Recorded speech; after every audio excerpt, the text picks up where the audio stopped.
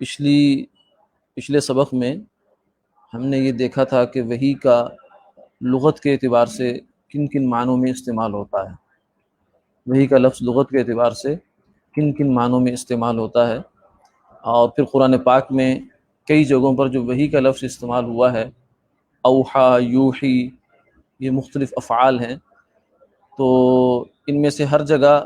ایک معنی مراد نہیں ہے، بلکہ کہیں کسی معنی میں ہے، کہیں کسی معنی میں ہے۔ تو آج کی نشست میں ہم آگے چلیں گے صفحہ نمبر 19 سے، وحی کا شرعی معنی، یعنی جب شریعت میں ہم لوگ وحی کا لفظ استعمال کیا جاتا ہے شریعت کے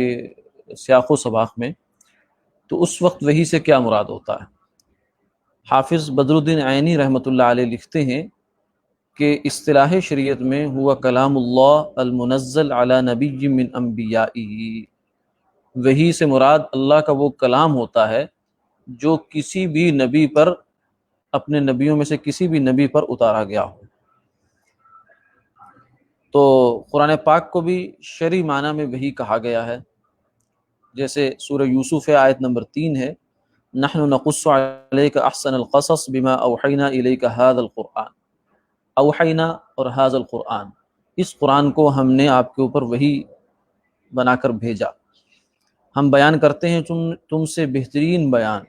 اس لیے کہ ہم نے اس قرآن کی تمہارے پاس وحی بھیجی ہے۔ اور دوسری جگہ فرمایا اتل ما اوحی الیک من الکتاب،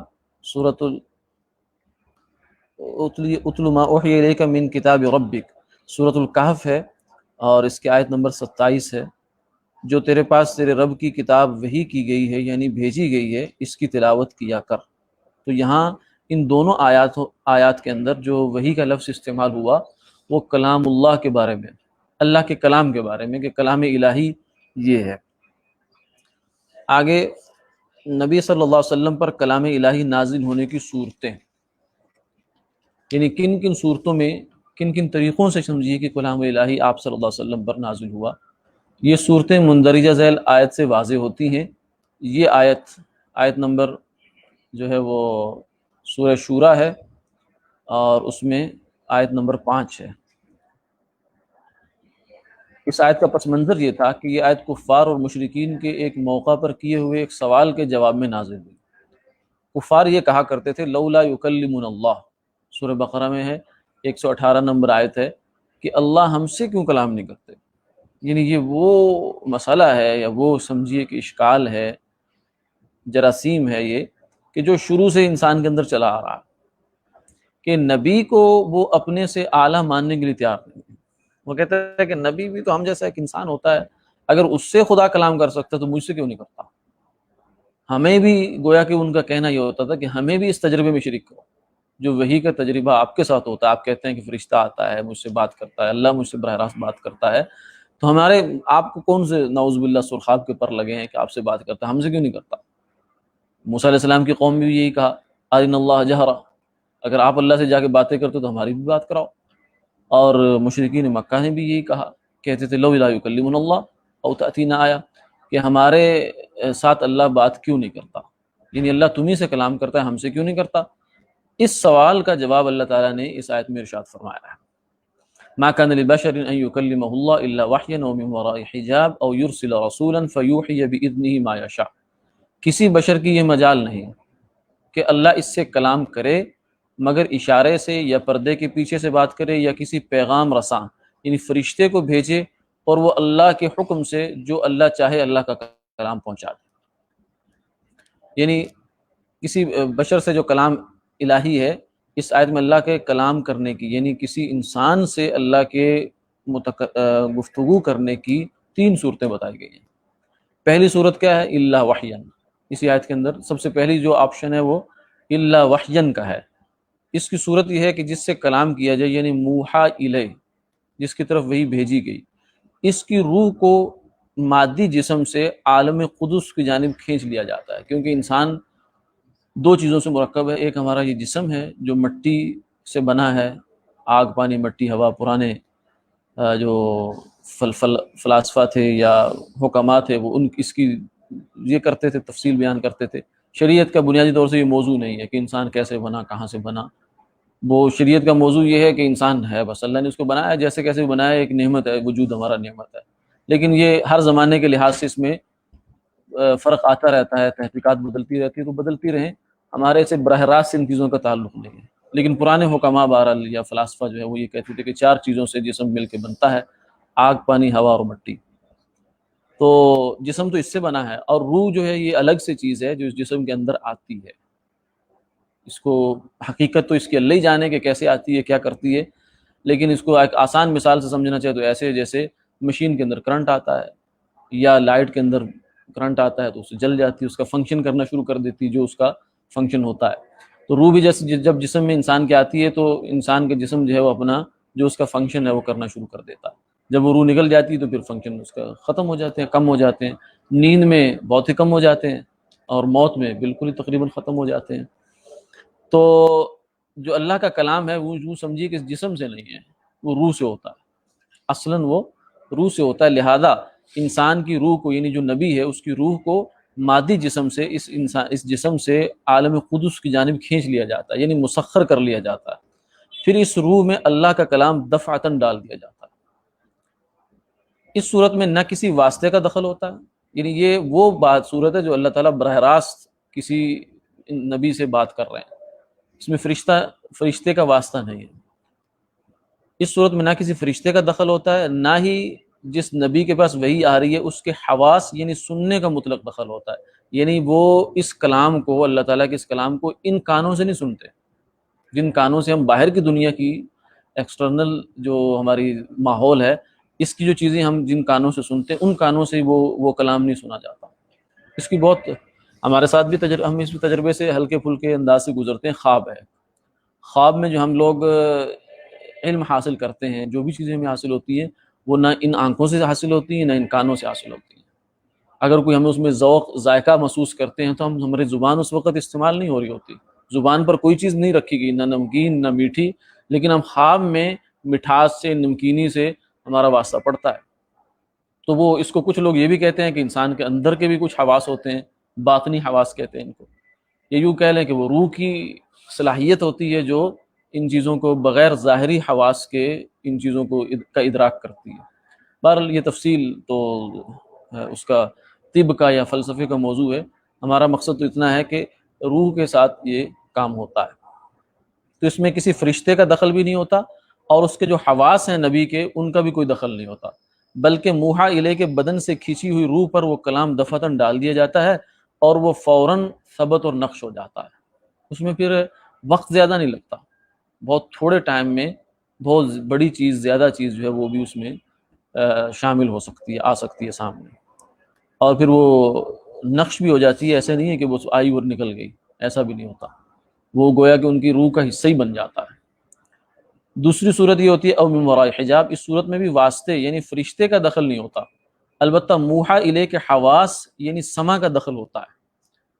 وہ اللہ تعالیٰ کے کلام کو غیر معروف طریقے پر، یعنی عام طور سے جو ہم چیز سنتے ہیں نا وہ کسی ڈائریکشن میں ہوتی ہے، ہمیں جو آوازیں سنائی دیتی ہیں اگرچہ شروع میں ایسے لگتا ہے کہ آواز پتہ نہیں کہاں سے آ رہی ہے، پھر ہم جب کان لگاتے ہیں، ذرا دھیان دیتے ہیں تو لگتا ہے کہ اچھا دائیں سے آ رہی ہے، بائیں سے آ رہی ہے، دور سے آ رہی ہے، نزدیک سے آ رہی ہے۔ تو جب کانوں سے ہم سنتے ہیں تو وہ اس میں کسی ڈائریکشن کے ہم محتاج ہوتے ہیں، پابند ہوتے ہیں، لیکن جو اللہ کا کلام سنا جاتا ہے ظاہری حواس سے، اس میں پھر یہ چیز نہیں ہوتی، اس میں یہ کہ بغیر یعنی کسی جہت اور زمان اور مکان کی تعیین کے بغیر اپنے کانوں سے سنتا ہے۔ من وراء حجاب کا مطلب یہی ہے کہ موحا الیہ یعنی جس کی طرف وحی کی گئی صرف کلام اپنے کانوں سے سنتا ہے، بس اسے اتنا تو یقین ہوتا ہے کہ متکلم اللہ ہے، یہ بات اللہ کر رہے ہیں،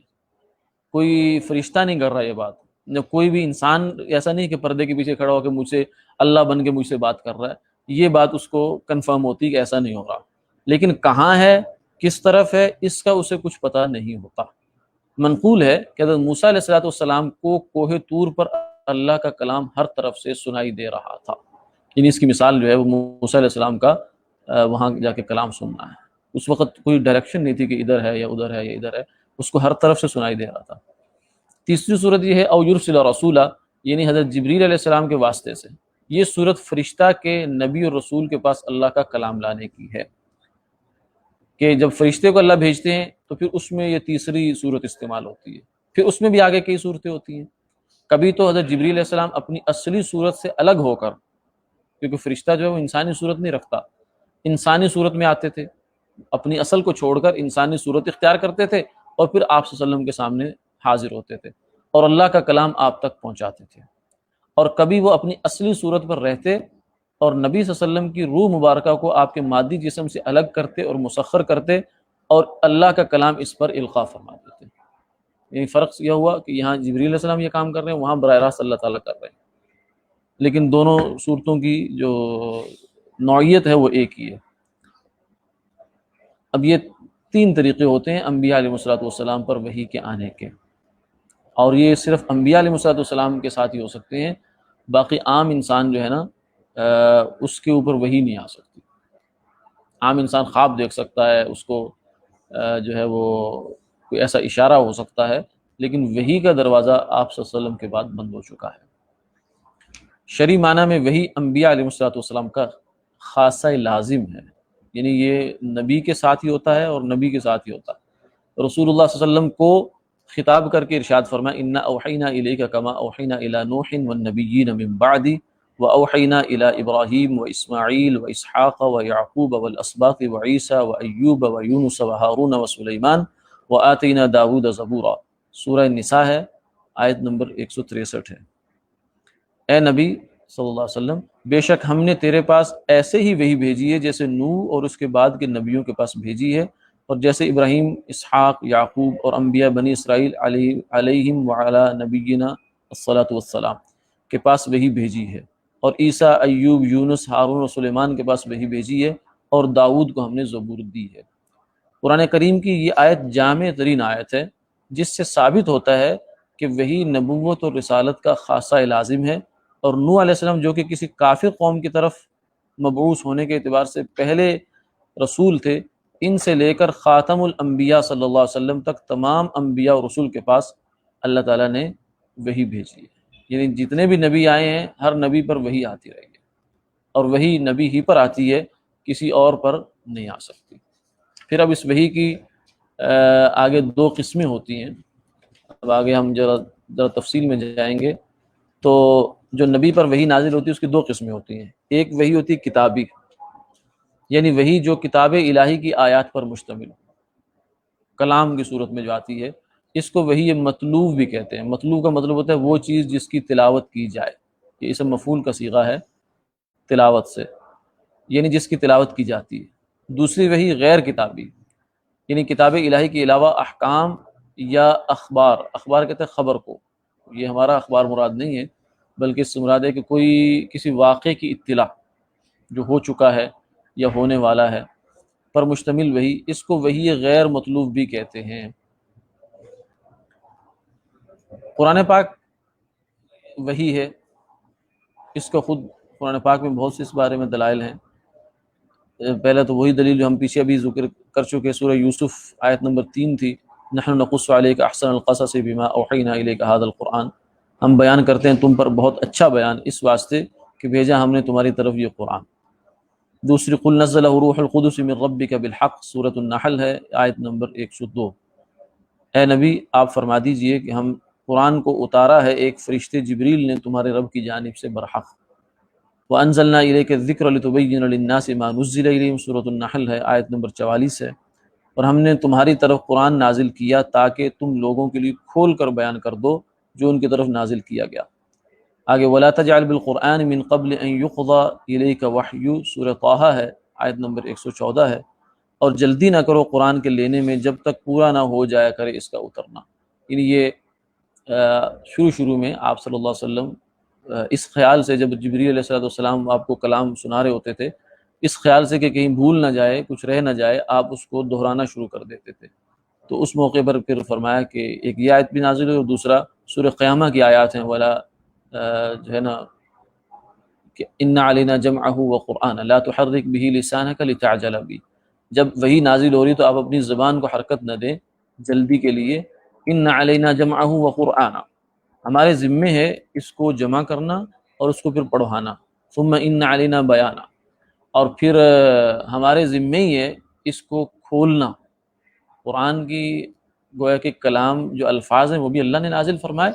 اور اس کے جو مفاہیم ہیں کہ قرآن کی آیت کیا کہتی ہے، اس کے اندر یہ حکم ہے یہ نہیں ہے، یہ بھی اللہ تعالیٰ کی طرف سے ہی ہے۔ تو یہ جو بیان ہے یہ حدیث مبارکہ ہے۔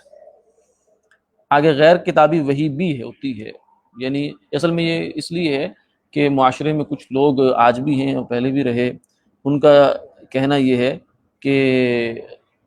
وحی جو ہے نا صرف قرآن ہی ہے، قرآن تو وحی ہے، اس میں کوئی شک نہیں۔ اب سوال یہ ہے کہ نبی پر وحی قرآن کے علاوہ بھی آئی ہے یا نہیں آئی۔ ایک موٹی سی بات تو یہ ذہن میں رکھیں، باقی دلائل تفصیل سے یہاں بھی آ رہے ہیں کہ دیکھیں انبیاء علیہ والسلام جو ہے نا وہ 1,24,000 کم و بیش ہیں، اور جو تاریخی اعتبار سے صحیفے ہمیں ملتے ہیں یا کتابیں ملتی، کتابیں 4 ہیں، صحیفے ملا کر کوئی 120 کے لگ بھگ ہوں گے، 125 کے قریب ملا کر یہ سب کچھ بنتا ہے جو کتابی صورت میں اللہ کی طرف سے انبیاء علیہ والسلام پر آیا۔ اب سوال یہ ہے کہ باقی جو یوں سمجھیے کہ 1,23,900 یا 800 کچھ نبی ہوں گے، تو کیا ان پر جو وحی نازل ہوئی وہ کیا تھی؟ اگر وحی صرف ریٹن فارم میں ہی امت کے پاس ہوتی ہے اور ہونی چاہیے، اور ریٹن فارم میں جو کچھ ہے وہی وحی ہے، تو پھر باقی کیا ہوا؟ باقی انبیاء علیہ والسلام وہ تعلیمات جو لیتے تھے وہ کیا تھی؟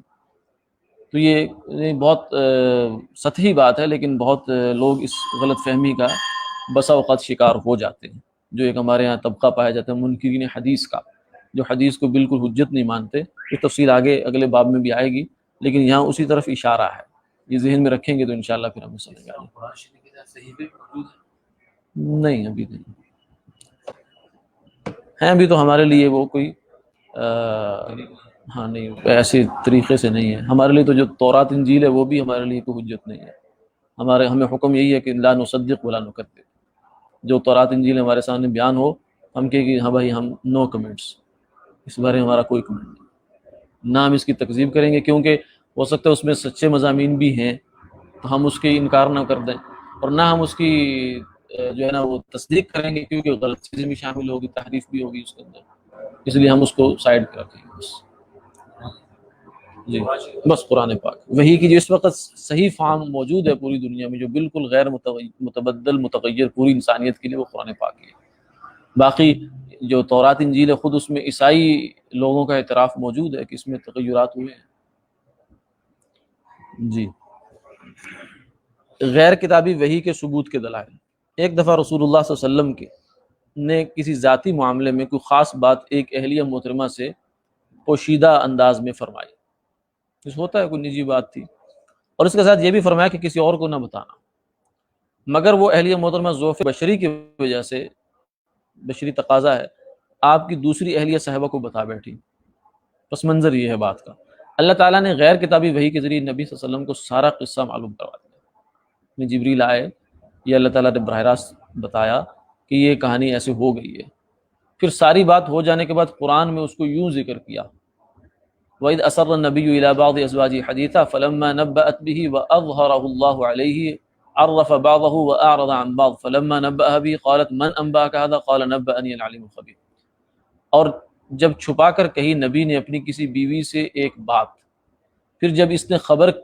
کر دی اس کی، اور اللہ نے جتلا دی نبی کو، تو جتلائی نبی نے اس میں سے کچھ اور ٹلا دی کچھ، پھر جب وہ جتلائی بیوی کو بولی آپ کو کس نے بتلا دی؟ یہ کہا مجھ کو بتایا بڑے، بتلا دی یہ کہا مجھ کو بتایا بڑے جاننے والے اور بڑی خبر رکھنے والے نے۔ یعنی اس میں قابل غور بات یہ ہے کہ الفاظ قرآن پر اگر غور فرمائیں تو اس میں یہ فرمایا کہ وَأَظْهَرَهُ اللَّهُ عَلَيْهِ، یہ جو لفظ ہے نا فَلَمَّا نَبَّأَتْ بِهِ وَأَظْهَرَهُ اللَّهُ عَلَيْهِ، جب اہلیہ محترمہ میں بات آگے بیان کر دی تو اللہ تعالیٰ نے وہ بات حضور کو بتائی کہ انہوں نے یہ بات آگے کر دی ہے، جو رازداری کی بات تھی وہ آگے کر دی ہے۔ اس کی اطلاع قرآن پاک آپ الف لام سے لے کر الحمد کے الف سے لے کر ناس کی سین تک کہیں بھی نہیں ہے، لیکن قرآن اس کو ذکر کر رہا ہے کہ اللہ نے بتا دیا۔ اب وہ جو بتایا اللہ تعالیٰ نے وہ کس طرح سے بتایا؟ وہ قرآن میں تو کہیں نہیں، جب قرآن میں کہیں نہیں اس کا مطلب ہے کہ قرآن کے علاوہ بھی وحی ہوتی ہے، قرآن اس کو رپورٹ کر رہا ہے، جو بتانے کا براہ راست بتانے کا جو پروسیس ہے وہ یہاں نہیں ہے، اس کی رپورٹ یہاں موجود ہے۔ تو رپورٹ اس واقعے کی ہوتی ہے جو پہلے ہو چکا ہوتا ہے،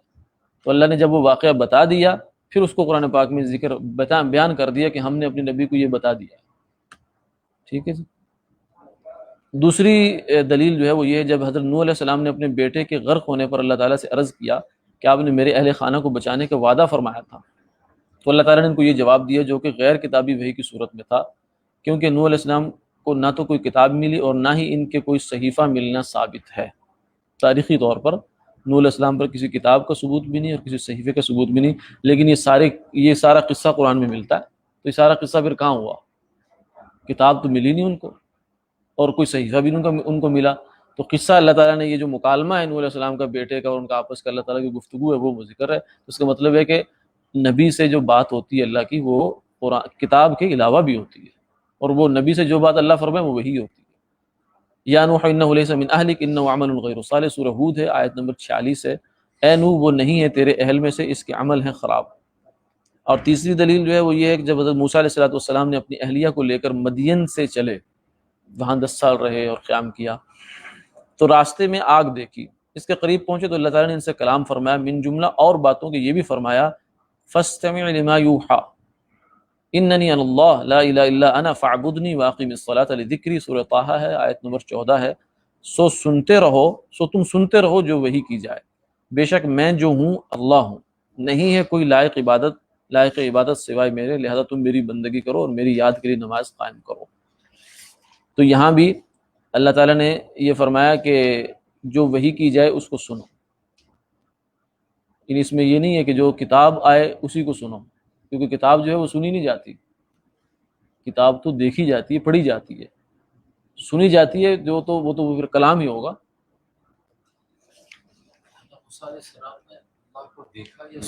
سنا نہیں، دیکھنا اس دنیا کی زندگی میں سوال یہ آیا ہے کہ موسیٰ علیہ السلام نے اللہ کو دیکھا ہے یا صرف کلام کیا، تو اس بات پر اتفاق ہے علماء کا اور قرآن و سنت کی روشنی میں ہی کہ اس دنیا کی زندگی میں اس ظاہری آنکھ سے اللہ کو دیکھنا ممکن نہیں ہے، خواب میں ہو سکتا ہے، لیکن وہ کیا کیفیت ہو وہ خواب میں پھر خواب تو پھر مختلف ہو سکتے ہیں، لیکن ظاہر کی آنکھ سے دیکھنا ممکن نہیں، ظاہر کی آنکھ سے نہ تماشا کرے کوئی،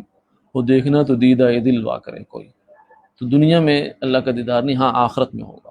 جنت میں جو دیدار ہوگا وہ ظاہر کی آنکھ سے ہی ہوگا۔ جی سنانے کے لیے دکھانے کے لیے، سنانے کے لیے، لیکن اس وقت موسیٰ علیہ السلام کو یہ پوری طرح یہ یقین تھا کہ اللہ ہی گفتگو فرما رہے ہیں۔ جی السلام علیکم۔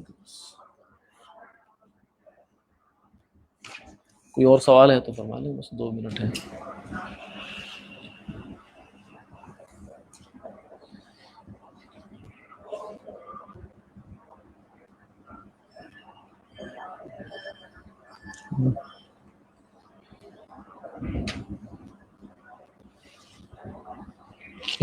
آن لائن سوال تو نہیں؟